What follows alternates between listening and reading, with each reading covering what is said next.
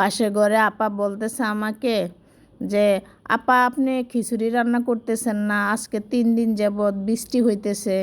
তো আসসালামু আলাইকুম, সবাই কেমন আছেন? আশা করি ভালো আছেন। তো আপনাদের মাঝে আমি আরেকটা ভিডিও নিয়ে আসলাম, সবাই দেখবেন, ভালো লাগবে। তা আমার পাশের ঘরে ভাবি বলতেছে আপনি তো প্রায় সময় খিচুড়ি রান্না করেন, বৃষ্টি ছাড়া খিচুড়ি রান্না করেন, এখন কেন খিচুড়ি রান্না করবেন না? তাই পাশে ঘরে ভাবির কথাটা রাখতে গেছি। আর আমিও তো জানেন বৃষ্টি ছাড়া খিচুড়ি রান্না করি যখন তখন, এখন বৃষ্টি খিচুড়ি কেন রান্না করব না?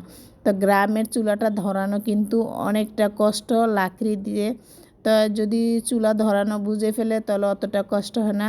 তা আজকে আমি খিচুড়ি রান্না করব, দেখতে থাকেন, ভালো লাগবে। তো আমাকে বলতেছে যে আপনি খিচুড়ি রান্না করবেন, সাথে কি করবেন? পরে আমি বলতেছি যে সাথে ডিম বাজি করব আর খিচুড়ি। পরে উনি বলেন না, খিচুড়ির সাথে ডিম না, কারণ আপনার হাতে ভর্তা অনেক মজা হয়, ভর্তা বানাবেন। তো আমি বলতেছি যে কি ভর্তা বানাবো? তো এখন আমার পাশের ঘরের ভাবির কথাটা তো আমার রাখতে হবে, কারণ উনি ভর্তাটা আমার হাতে খাবে।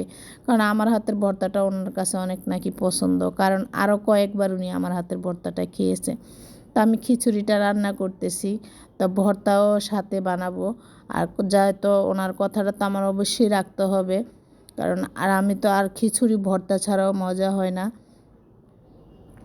তা আমি খিচুড়িটা রান্না করেও সারতে পারি নাই, আমার ভাগিনারা প্লেট নিয়ে চলে আসছে যে খিচুড়ি দাও। তা আমি ওদেরকে বলতেছি তোমরাই তো খিচুড়ি খাবা, কারণ এটা তো সবগুলো তো আমি একা খাবো না, কারণ তোমরা খাবা, আমি আরও বেশি করে রান্না করছি, সবাইকে দিয়েই খাবো। তো আমি এইখানে 2 রকমের ভর্তা করছি, একটা হয়েছে লোট্টে শুটকির ভর্তা আর একটা চ্যাপা শুটকির ভর্তা। তো এই চ্যাপা শুটকি লোট্টে শুটকির ভর্তা দিয়ে আমরা এখন এই খিচুড়িটা খাবো। আর আমি একা তো এই খিচুড়ি খাবো না, তো সাথে পাশের ঘরে ভাবিকেও একটু দিব, পরে অন্য মানুষকে একটু দিব, দিয়ে পরে খাবো। তো ভর্তাটা খুবই মজা হয়েছে। আর আমার ভিডিওটা এই পর্যন্তকেই, ভালো থাকবেন, সবাই দেখবেন, কারণ একজনকে দিয়েই একজনে সাপোর্ট হয়, বড় হয় আইডি এইভাবে। তো সবাই শেয়ার করবেন, লাইক কমেন্ট করে দিবেন, ভালো থাকবেন। এতটুকু, আল্লাহ হাফেজ।